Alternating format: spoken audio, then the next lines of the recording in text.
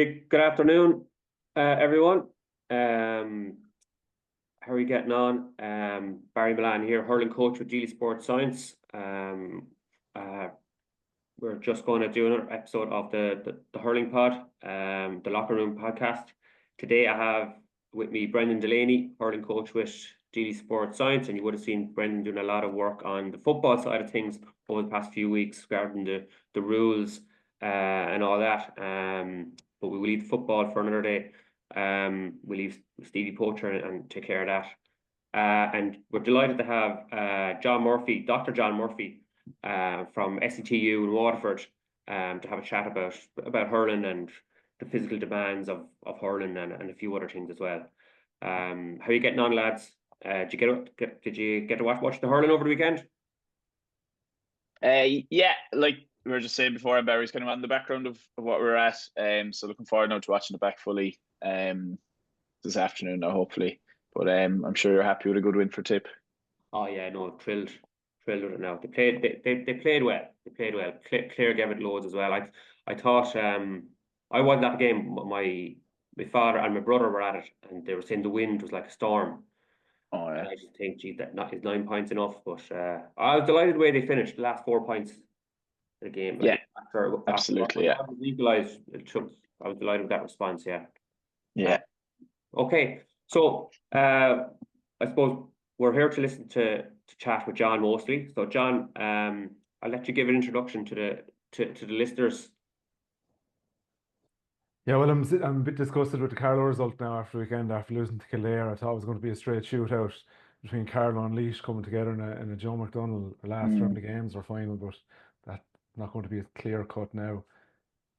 So I wasn't up bad either, and my father was at. I'm waiting to ring him tonight now to get the lowdown on what happened there. Yeah. Oh no, I've been on the receiving end of a few beatings from Carlow now. My time with the down hurlers, they're some outfit. Kildare are on the rise. You know, once they got that first win a few weeks ago, that was massive for them. Because that was their first win in the Joe McDonagh. Yeah, so it'll be interesting to see how it goes on. Laois, Carlow, and Kildare seem to be a bit ahead of the rest. So John, if you could just you're a lecturer below in Waterford. I nearly said WIT, SETU. Will you just give us an introduction and maybe what you teach down there? Yeah, so I'm from St Mullins in Carlow, but I live in South Kilkenny now. Lecturing in Waterford the last 2 years. I was a PE teacher for I think 11 before that, between St Mary's New Ross All Girls School and the mixed school in Callan. Teach across a few different areas, 3 main degrees: sports management, sports coaching, and a small bit in exercise science. Most of my teaching is pedagogy, research methods, bit of sociology, and then a good bit of strength and conditioning. They're my main areas. And in terms of my research, I suppose experience is a sport. So like not so much the tangible, measurable stuff, but more so what makes it better. That's a little bit harder to measure, but is really, really important. That's what I kind of dip into, and when I'm not teaching, that's what I'm trying to dip into more. So then coaching, I am mainly see some hurling and with Mullane in Kilkenny the last 3 years now, and a few other spots before that. Are you seeing like the physical demands of hurling? Is it constantly changing, or are we at a point where or can you see it getting even more challenging? Like if you look at it went from, I'm looking at now, right, position wise for hurling, right? As far as I'm concerned now, position wise, you've got, what position are you? You're either in the full back line or full forward line or the middle third. They're the three for me. So, you know, before it would have been, you have your cornerbacks to full back, then you have half backs in midfield. To me, I see a lot of what I'm seeing is that you've got your middle third is like a position that you could be anywhere. If you look at Tip yesterday, like Jake Morris was everywhere. You know, picking up breaks, laying off ball. Tony Kelly's been doing it for years, but if you looked at like Peter Duggan was back in the full back line at one stage. You know, and he's supposed to be winning ball up top. You know, what are you seeing in terms of what the physical demands, I suppose, is the question. It's fairly interchangeable in like, so see, you'll obviously have the middle third to come up and go back and everything, and they're probably a little bit more aerobically developed. It might not have the absolute top speed or acceleration of some other players, and it's obviously going to be individual, but you will also like, you'll have times where you have to cover. Like, a lot of teams play two up and another forward that comes out to half forward, midfield drifts in and out a bit. They're obviously going to be under somewhat different demands than the two that tend to stay inside the whole time. Same, like your full back line will generally all be able to cover the half back line at various stages, either of a game or based on injuries. So they have to be like in your head when you're preparing them, they have to be prepared for that at some stage, should they run into, like, even if it's just a case of a cornerback is man marking someone and that player keeps drifting out to the half forward line to get on ball and come back in. Like, they essentially have to have the preparation done to be able to cope in the half back line, because they might end up spending a good chunk of the game there. And like, even if you look specifically at the mans, I think the better teams are moving more towards just being really efficient in their style of play. That not necessarily they're getting fitter, but they're demonstrating their fitness a bit better because the way they play has gone so much more refined. They're a lot more fluid and they're delivery. Like, you look at Limerick, they look unbelievably fit, and like, no doubt they are. But I think they look fitter because they're so fluent in their style. Same with Cork, like they're constantly pushing forward. If you're constantly pushing forward and on the front foot, you just look way fitter than you might necessarily be. Not that they're unfit, they just look that bit Yeah. more so. I think once you get a bit of momentum in the game and play that style of play, you just automatically look like you're way more. Like Waterford, say, against Limerick there, was it a week ago? Limerick looked fitter than them towards the end, but the way Limerick played, the fatigue Waterford had from the 6 day turnaround, maybe not having the depth of panel and just a slightly different style of play and being on the back foot for some of the game, they're probably just more tired. It's not necessarily they're less fit there. Mm. Yeah. Yeah, I seen, yeah, you had a chat there. I think it was with Damien O'Sullivan, John. Was it a while ago? I was going down through your Twitter feed, and just on Waterford, you know how they, like, Clare struggled, would say, below in Waterford because they had a fierce battle with Cork the week before. You could say the same about with Tip, although all that everything went out the window there before the throw in. You know, when Dara was sent off, but then you saw Waterford struggle, as you said, the week after Limerick. What I'm looking for, I suppose, from a Tip perspective, is what will they be doing during the week now? Because they had a tough battle in Ennis. Waterford are coming off a 2 week break. What do you think Tip will be doing during the week? What do I think they'll be doing? What do I think they should Or be doing? I think what would you do now if you it's something I've actually struggled with the last few seasons. Any team I've been involved with last years, we've really struggled with short turnarounds. And like, I've spoken to players over the winter about this, like, what are we doing wrong or what should we be doing differently? And the more I think about it, there's two big things that impact that we need to manage better.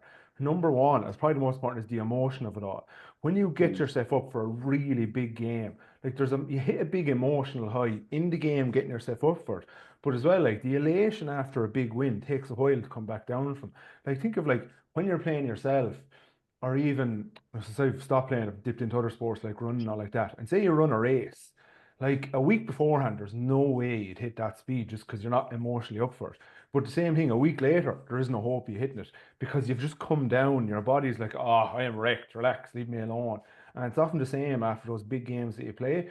So I think it's about managing that in week. Like, if you play a game Sunday, first of all, look at the tradition of when do you normally train? Do you go Tuesday, Thursday, and then you match Saturday? I'd first ask, do you really need to go out and do two medium or below medium sessions Tuesday and Thursday? They're probably just compounding fatigue on top of each other. Would you as well just give a little bit more recovery time, a bit more time to yourself?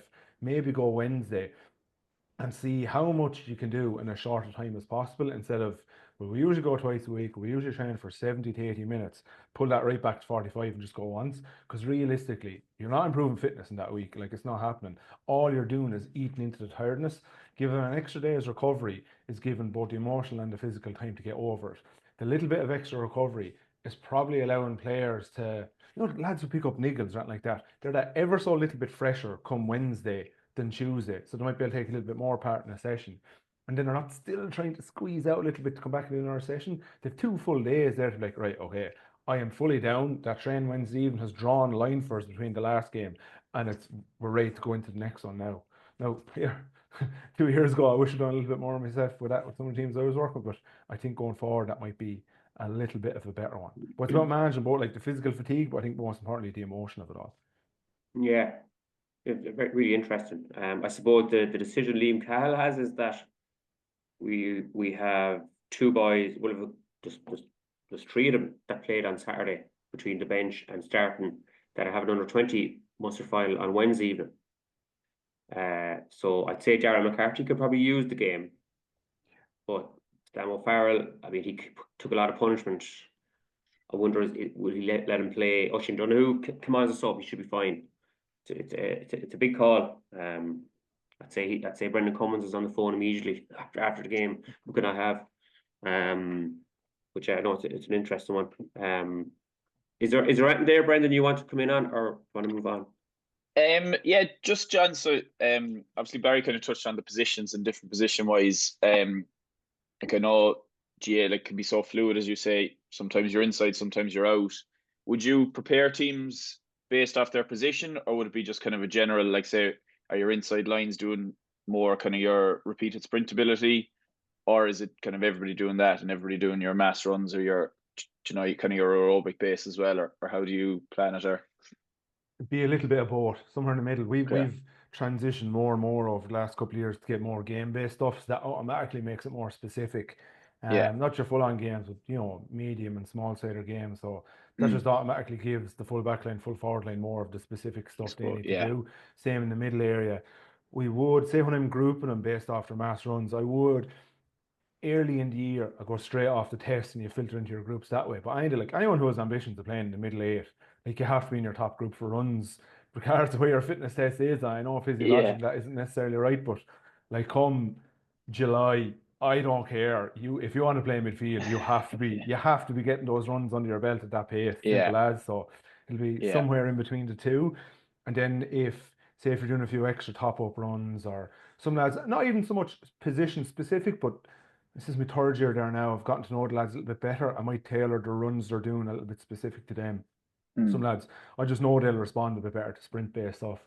Some lads I know they'll respond a bit better to longer, more aerobic type stuff. So that's not so much position based, but more like kind of profiling. Not to go Yeah. into big detail on that either though. Yeah. No, perfect.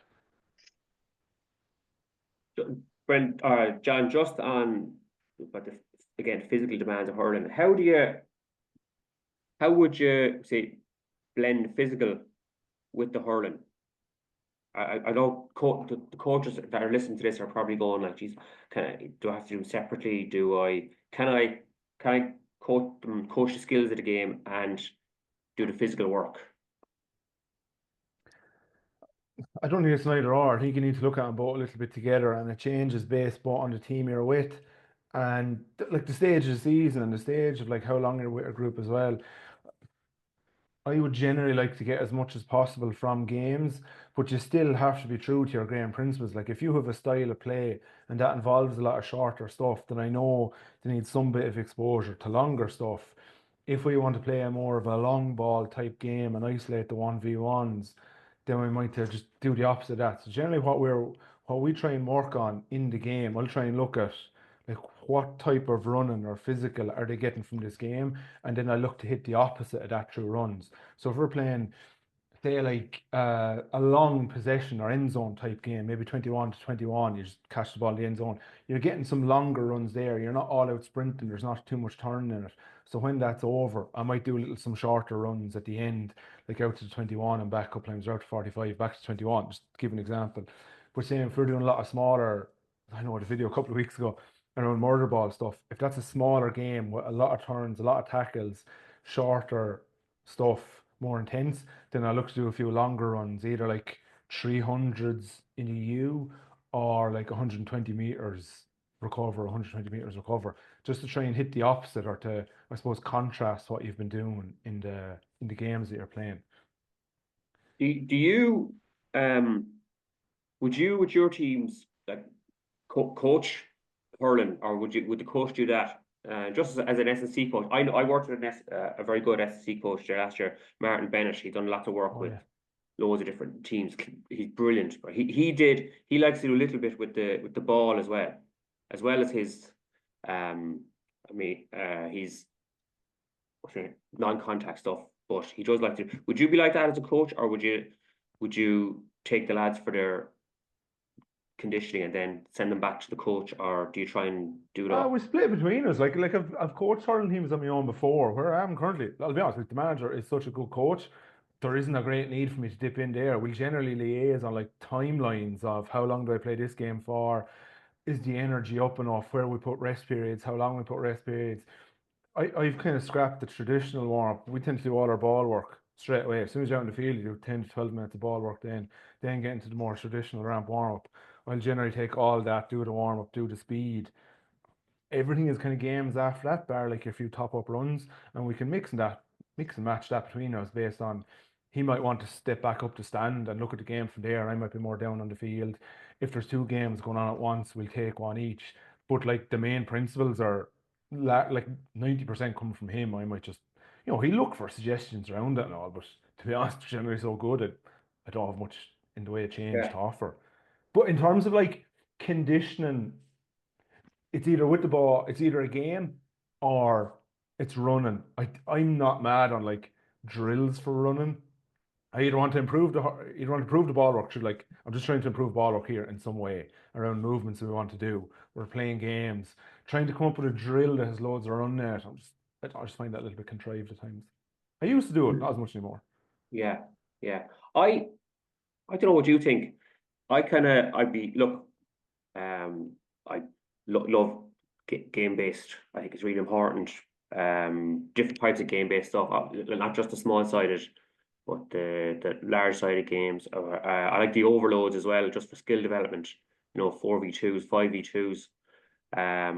But I do like to put in a not uncontestable drill, just for maybe a break for not a take the easy option, but just for maybe a mental break, because in a game based stuff, there's so much going on that give the lads just a couple of minutes break of just doing an easy drill, just come back down again, and then we go back into another game. It could be I started doing this drill called the Y drill, where you give it to the man in the middle, then he can pick a side to strike it to, and then the receiver hits it along on the run to the bottom of the Y, and just a little mental break before you go back into a game-based activity. What is it something that? Yeah, definitely use drills. Now, the one thing was I'm just brutal at coming up with them. I've about four and I keep using them. I'd say the players are bored stupid of them. And like I do look up YouTube and there's nothing there. And like if these real old crusty PDFs, I'm like, oh my God, this is terrible. I did that when I was 12. I'm not inflicting that on some of the players. And I've nothing against them. I just find it hard to come up with new ones. I'm never doing them for what running they get from it, though. I'm very much doing it for the skill. Yes, And kind of yeah, try and yeah. isolate it that way. But I know I've no issue with doing them. I think they have their place. Like I said, I'm terrible at coming up with them. Yeah. No. I'd be the same as you, because you get so many game based ideas from, say, particularly from soccer, and hockey is a good field hockey is a good, you get good stuff Hockey's like excellent, yeah. that. Big basketball even, but the drill, yeah. But again, I'm just doing a bit of a break, just a few minutes, and then let's go back at it, boys. Sorry, Brendan, I'm taking up all the time here. Do you want to add it? No, no. Look, Barry, I suppose you kind of touched an awful lot on the physical demands there. I'm kind of more the coaching side and maybe looking at your research, John. Do you want to maybe kind of chat about that first, and then maybe one or two questions that might lead into that then? Yeah, so currently doing a project funded by Sport Ireland on it's largely development squads in Camogie, but we are looking at hurling as well. It's two phases to it. First on is interviews with games managers and development officers in a few different counties to see what structure is in place to pick your squads, then what's there around how do you actually develop them. Once they've come in at 13 or 14, what does it look like over the next few years to bring them through to the end? Mainly looking through the four corner model: technical, tactical, physical, and psychosocial. How do you address them in the different areas? And then what are the other bits to feed into all that, with links with schools, identifying coaches, how much guidance you do or don't give to coaches. And then like there are recommendations there. If anyone wants to look it up, Martindale kind of came up with stuff for 2005 and 2007, kind of adhering to that guidance to see what the main outcomes are, say in terms of like just the long-term development, the main messages and support, like how clear the messaging is from each individual coach and players, but also when they come through, looking at like that balance between, I suppose, success and development. Like say at under 16, it's not either or. They both need to come along together. It's not just development, but it also shouldn't just be success. They both play a part in it. And then just kind of the long-term holistic development. So looking at all that. With that done, report is almost done. And now we're on to focus groups with players from development squads, again, from the counties that we looked at. And mix of focus groups. Some are males, females together, and some are just females. Because it's Camogie, funded by Sport Ireland, but commissioned by Camogie. Very good. Not really good. I think it's really important to look into them, and I don't think there's probably enough structures in place across all of them. So it's obviously great to get research like that. I suppose this kind of question ties in a small bit with your with the podcast you did with PT Shaw. I really enjoyed it, but there's two maybe parts of the question. His big one was on multi sports. So how does, say you pick somebody on an under 15 Camogie development squad, how do they play multi-sports when they're playing club, school and inter-county for, say, Camogie alone? Where do they fit in a basketball, a soccer? Do you know what I mean? I think it's quite difficult there. Yeah, I think an awful lot of this is, I think we're asking the wrong questions. Like we're saying a 15-year-old, how do they do that? But let's take a few steps backwards from that first. First of all, like why would we want them playing a few sports? We know that multi-sport is really important. It's probably way more important around age like 5, 6, 7, up to 14 or 15. Once you get to 15 or 16, I think it starts to make somewhat sense to filter down or refine down a little bit. I think the NGBs forced that a little bit too early, but I also think their hands are a little bit tied in terms of there just isn't guidance from anywhere. Like if you put in whatever you want, so like we need this for funding, we need this for like our coach education, whatever that way, and you get your funding from Sport Ireland, I think it'd be very hard for him to govern it as well. But the season windows each sport has are expanding out. There's big crossovers, the times of the week. Each NGB is developing its own individual facilities, whereas if we had more municipal stuff, that would almost force, like, okay, from April to end of September, GA has it, other stages here, another sport has it, that will force it as well.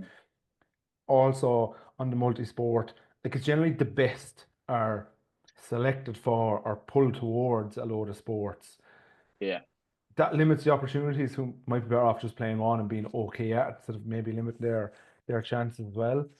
But also, there's like, it's interesting to see a 15-year-old girl, because I find like, I haven't been in the all-girl school and the mixed school, like some 15-year-old girls who are good at sports end up playing so much, like easily 5 games a week plus a couple of training sessions. And then by 18, they've nearly stopped everything because they tend to enjoy them all, they tend to be good at them all, and everyone makes them feel like you're really good at this, you should play a lot.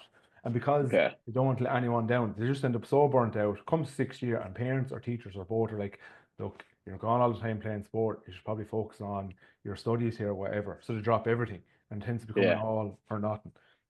Sorry, I didn't actually answer that very well, but there's just so many there's so many factors to feed into it. There is, and it's something I've often said about, I'm involved in development squads here in Cork with the under 14s, and we do an awful lot of good things, but then you compare it to what PD Shaw was speaking about in Terranure College, where when they go in and once they transition into the second year, get ready for junior and senior cup, that's all they played. There's no schools, development squads and club. It's just one. With the school now, I don't think the GA could go that way, but I'd love to see more governance from it and say, as you spoke about, this time of the year is for schools, this time is for clubs, this time is for development squads.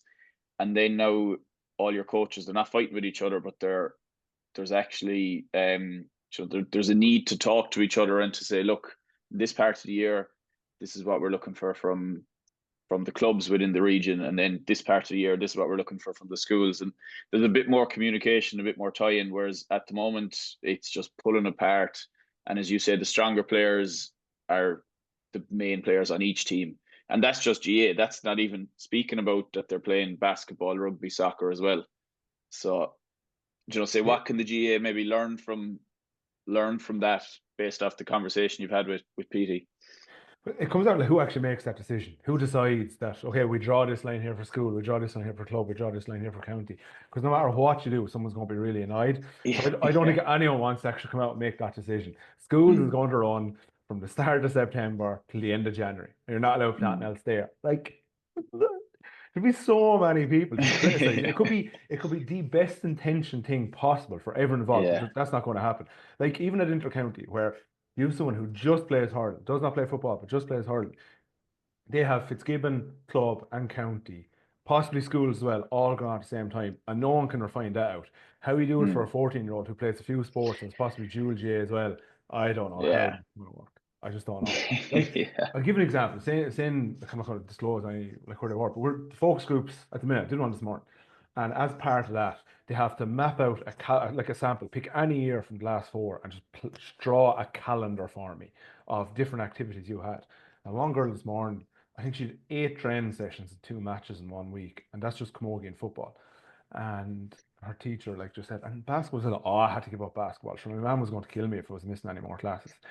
And like she went back pre-season training for her club in January, having been 3 months into county minor training. And I was like, did you have to go pre-season training with your club despite having done a pre-season 2 months before and you're just getting going in competition? Oh yeah, manager fully expecting me there. And they were both camogie. And then football training started a month later and they had the Leinster semi-final in school during that block as well. And you're like, come on, it doesn't even need communication in the background here. It's just like speak to your player, ask them what they're doing, and be some bit reasonable around it here. Yeah. No, I definitely agree there. Definitely agree. As I said, it'd be great for somebody to have that, but who's going to put their name behind it? I don't. Like you were saying, they're involved in development squads. I assume like most counties you train Saturday morning. Yeah.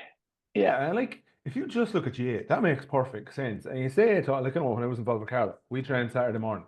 We asked that there be no games or trainings on Saturday evening across all clubs, across age groups start tied in. So you can do under 12, no problem. But 14, 15, 16 and minor as well. Like try to push minor out to Monday. You can train some ages 14, but be reasonable with your development squad players. And generally it works out fairly okay. But then you think that rugby and soccer is generally on Saturday morning as well. So while trying not to impact all of your clubs that are in your NGB, you go Saturday, it directly impacts the other 2 NGBs. So like to try and please your own one, you end up pissing off the other 2. But I'm like, like what else do you do there? Do you tell all clubs, sorry clubs, you're not allowed to do any activity on Wednesday, which will have a big knock-on impact on fixtures. Schools, you're not allowed to do it on Wednesday either, even though loads of schools have half days on Wednesday so they can train. And you're telling parents you've had a real busy day in work, you have to rush to dinner, and you have to get to training somewhere in a big county like Cork, so we don't clash with rugby or soccer. I'm like, while it seems unreasonable against rugby and soccer, I think it's still the most reasonable of the alternative options that are there. Yeah, you're definitely right there. I don't think you could take away evenings from clubs or schools. And then as you said there, you can get it done this Saturday. And in Cork now, in fairness, to do Monday, Wednesday, Friday are set for 16s Monday, minor Wednesday, 14s Friday. And generally outside of that, the teams end up training. So the 14s normally train a Wednesday, Friday, match Friday. Or sorry, Monday, Wednesday, match Friday. Minors generally train Monday, Friday with the match when they kind of do those every second days, and it's generally during the week. So Saturdays do kind of work out quite well. But then you're coming up against soccer and rugby. And look, I'm with the under 14, so it's quite difficult to tell them don't play soccer, don't play rugby, because you don't want to start making them a decision at under 14. Like it's only regional squads. It's not a Cork County under 14 team that they have to start deciding. So it's quite difficult, but it's just another factor I think is for a young person deciding. It's just one of those things. We always realistically, I don't think you can tell them not to play it. I just think you have to be as fair as possible to when you do your bits without like throwing a load of training and stuff at them either. Like, Yeah. you can't change everything around to fit around another sport in NGB who are ultimately going to do what they want and it's best for them anyway. But I definitely wouldn't say, look, you can't play. But if we have to put Absolutely, training yeah. on at the same time as soccer's on, like, you can work with people as much as possible, but you do have to. There does have to be a line drawn somewhere as well. Like, I was chatting to one of the boys in work. He'd be involved with like one of the really big clubs in Waterford, and he was saying if they go to summer soccer, like whatever about the local club here, same involved the Camogie club, which just set up last year, and they're in good communication with the local soccer club. They ring each other. They keep like training separate nights. But like, your man in work says on his under 11 hurling team, they're like involved with 7 different soccer clubs. Like, it's just not feasible to ring the 7 managers because sure as anything, at least one of them are going to be difficult. It's just the law of average. So I think you just have to, like, I nearly think the most important idea was this team trains this night for the season. Just consistency of a training night and when you're going to have matches is so Yeah. so important to players. And it's actually one of the big things I found in the study as well. The lads. So we do a vignette at the start of the focus groups, just around like hypothetical twins, Jack and Diane, around like what their experience from 14 through to 18 look like, and say they're the top 10 hurler or camogie player in their county. But here's what it actually looked like over the 4 years of development. And so for a boy and a girl who basically should have similar experiences are wildly different. And the boys are absolutely shocked reading that that's what the girls on his experience is like. And the girls are like, yeah, that's pretty much exactly it. And like one of the big things was the lad said, oh yeah, we train Saturday morning with matches. Like we know in March when our dates for matches are going to be. There might be the odd change here and there, but we know when everything is and we can organise stuff around that. The girls like, we generally get 24 hours notice, but like even in somewhat large counties, they don't know till 24 hours where training is going to be. So you might be going from one end of the county to the other, or you might be 5 minutes down the road. And even one example today, they weren't training in their county because they couldn't get a pitch. They had to go to the next county because the manager had a contact there. And like just even logistical stuff like that, you're like, how do you organize your life around that? And how do you, as a 16-year-old, say to your parents, yeah, might be training Tuesday, might be training Wednesday, it might be an hour away, it might be 5 minutes away. Like it's like Yeah. Yeah, no, you're bang on there. Barry, I think you were going to jump in there, were you? No, I was just going to say that I used to say to the parents of, say when I was working in Dublin with the hurling development squads, we were saying we don't want this hurling squad to consume your life. We just want it to be part of your life. That was the kind of the message, and that would, if you want to go on, don't be planning holidays around us. Don't, we generally we train on a Saturday morning as well, or we might do one evening close to the, maybe coming up to Tony Forest or the Arabon, one of those. But yeah, the message was just we want to be part of your life, not to consume it, But it's easier said than done, isn't it? Definitely, yeah. Definitely. Yeah. Especially when there's the name to it of, you know, Cork Development Squad, and we try not to call it that. We're Cork City. And no more than what you've been involved in there. Like when they see that Cork, and it's difficult for them to get to understand that, but Yeah. Yeah, no, we're like I'm involved with the development squad here in Chippensell under 14 as well, the South Tip one, and it's just like if you're, you try and we would never discourage anyone from playing anything. It's just you're there, and um, yeah, just John, I know this is going back a bit now, but just your research for your to your PhD, your first publication. I was just looking down through it, and it was physical activity and sports participation in Irish adolescents and associations with anxiety, depression, and mental well-being. Could you give us just maybe some of the findings from that, if you can recall? I know that's going back to 2020, I think it was. yeah, it's 2019 Just we did most of the research. I say, oh, I'll never forget some of it. just from what we were just discussing about just how much time and teenagers, but boys and girls, and what's going on in their lives and stuff like that. Maybe just give us what your findings was in relation to physical activity and the well-being. Yeah, big findings were around the the two big ones were playing at team sport and more than one sport, both had the highest associations with like lower anxiety and depression and higher well-being. So we dug into that like in future studies, like, well, why is that the case? So playing a number, so obviously playing team sports, there's a few bits there that you have more social connections, more opportunities to try and make friends. But also one of the ones was how like there's automatic losses and failures built into a team sport. Like no one plays a team sport wins everything. You might have like the odd runner who wins everything all the way up along, or in Mm. some individual sports, some people are just really, really good, particularly when they're younger. But in team sport, it's so rare to have complete dominance, or even within that, you lose your place, you get dropped, you don't make a team above an age. So there's just automatic setbacks there. But because of all the automatic setbacks, you also generally have the inbuilt support team around you in terms of your teammates, your coaches, your parents. And like to develop resilience, you need to have some form of setbacks there, but you also need to be provided with the tools and skills to cope with those setbacks. It's not about the setbacks, it's how you work through them. And that's how we were finding a lot of the teams provided a lot of that. And then the fact that playing a couple of them, number one, gave you opportunities to try and develop skills in a few different areas. Say if you play hurling, soccer, and let's say something individual, and do athletics. If you're like skill development to start to stall in hurling or soccer for whatever reason, but you notice you're getting a little bit quicker in your running, you still have those self-confidence boosts that come from that, and they might transfer across. But at the same time, if you go out and get like a bad loss in hurling, and like if you only play one sport and you're really committed to your hurling, like you're fair down for a while. Whereas I remember one lad saying he was big into basketball, but he was also the greyhound racing randomly enough. And he says, like, no matter how bad the match Friday night went, I went off greyhound racing the next day, and no one cared in the slightest about the basketball.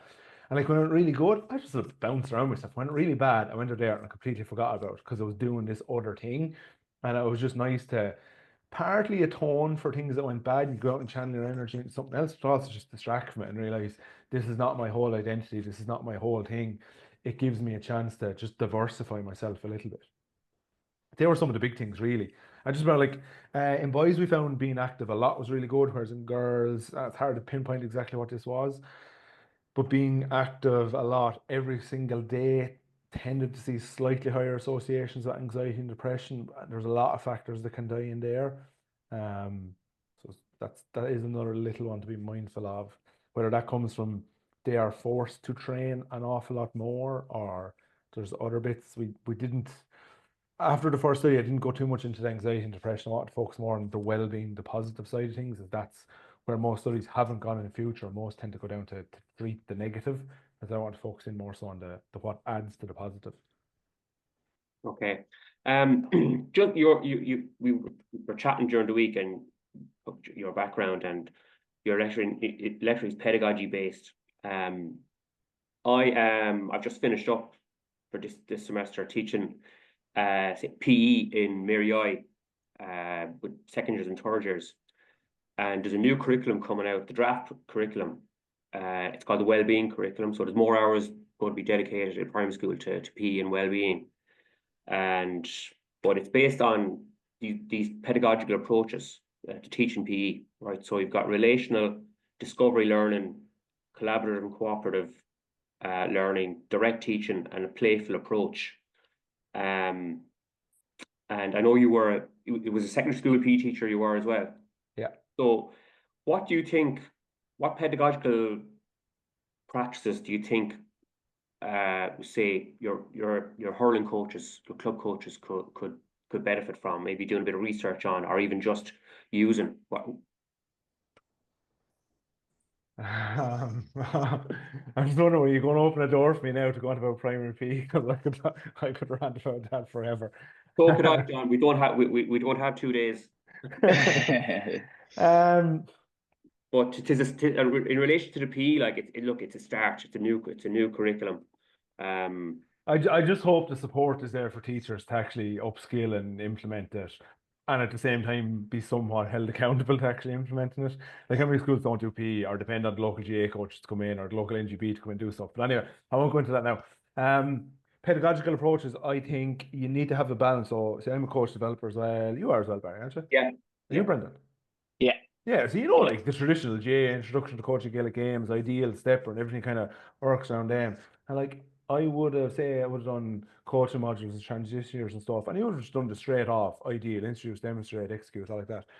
And I always felt it was about like finding what's wrong, correcting in the skills, do more isolated stuff, implement it in games, but you're still giving the feedback around what's wrong. I remember like a few years ago then reading Paul Clegannon's first book, and I was just like, even just spot and raise awareness.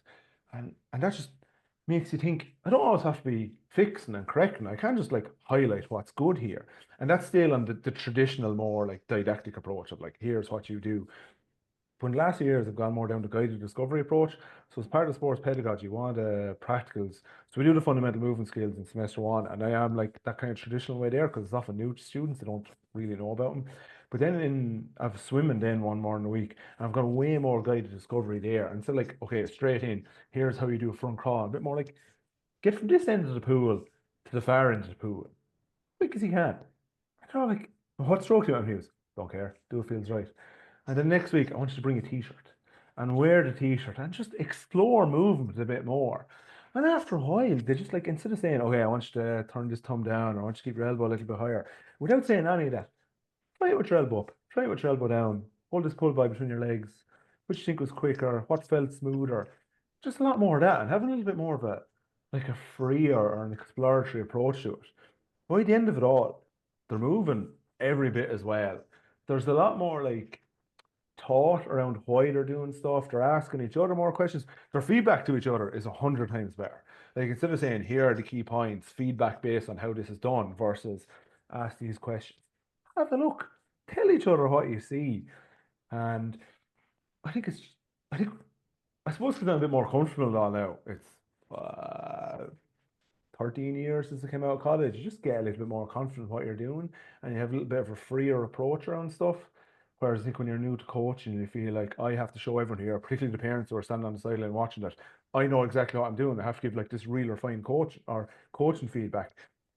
Just sometimes are you holding the hurl right? Okay, if there's a big gap between the hands, I'll correct that. If putting a non-dominant hand on top, I'll correct that. The hurl is too big, try to get my small one. Half one, hit the ball as far as you can, do it 12 times. You see what happens. Because sometimes there is just the learning from that. Go out and kick the ball over to each other there and just try to kick it over the bar. Go to that side, go to that side, try the other foot. And ask it more questions. I think we need a bit more of the exploratory style. Yeah. I would have been I suppose, one of these hurling coaches going back a bit that, no, hurling is different.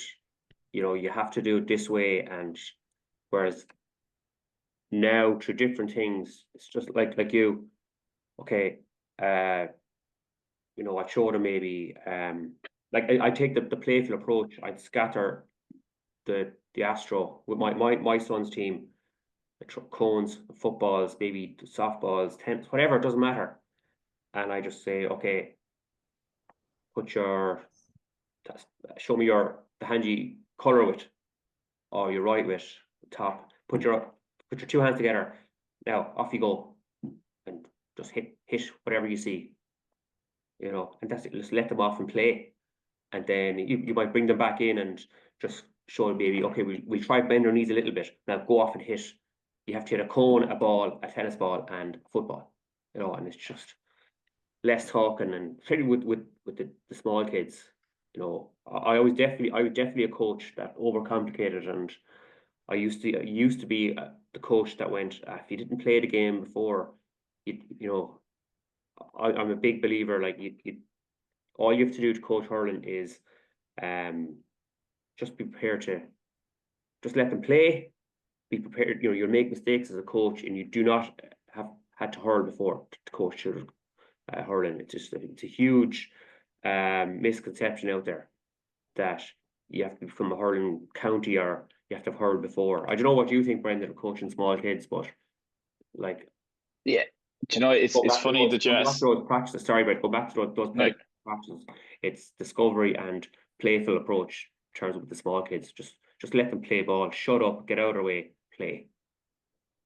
Yeah, I just saying there, it's funny because that was I wrote down the exact same question, and we hadn't chatted before this, Barry, about just as a coach, what can we learn from the teaching side and teaching styles? I did online during COVID. I was out teaching in Abu Dhabi, an online course out of East London, and guided discovery was the one that really just, shot out at me, and I kind of thought that could be something that we can bring to coaching. It's letting the kids figure it out themselves. We don't have to show them and tell them everything, and whether that's through questioning first off, or whether it's through them figuring out.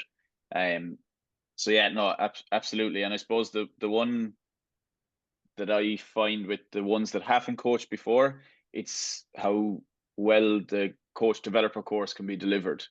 And it's kind of not scaring them, and it's not just a book of games or drills to do.